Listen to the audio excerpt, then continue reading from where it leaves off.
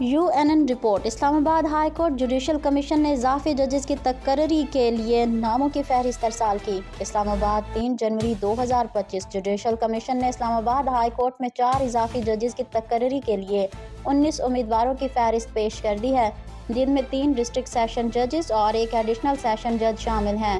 فہرست میں نامزد امیدواروں میں حمیدہ دلور، ایڈیشنل سیشن جج راجہ جاوید، عباس حسن سیشن جج، اعظم خان سیشن جج اور شاہ رخ ارجمند سیشن جج شامل ہیں۔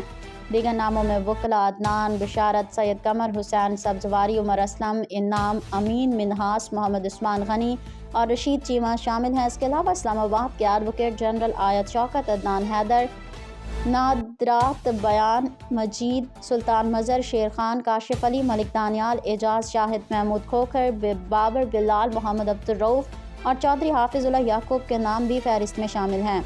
جوڈیشل کمیشن 17 جنوری کو اس تقرری پر غور کرنے کے لیے اجلاس طلب کرے گا، جس میں امیدواروں کی CV اور دیگر متعلقہ ریکارڈ بھی کمیشن کو ای میل کے ذریعے ارسال کیے جا چکے ہیں۔ بلوچستان ہائی کورٹ اضافی ججز کی تقرری کے لیے 11 نام جوڈیشل کمیشن کو ارسال۔ بلوچستان ہائی کورٹ میں 3 اضافی ججز کی تقرری کے لیے 11 امیدواروں کے نام جوڈیشل کمیشن کو بھیجے گئے ہیں۔ ان میں 4 سیشن ججز جام محمد گوہر، پذیر احمد بلوچ، الداد روشن اور محمد داؤد خان شامل ہیں۔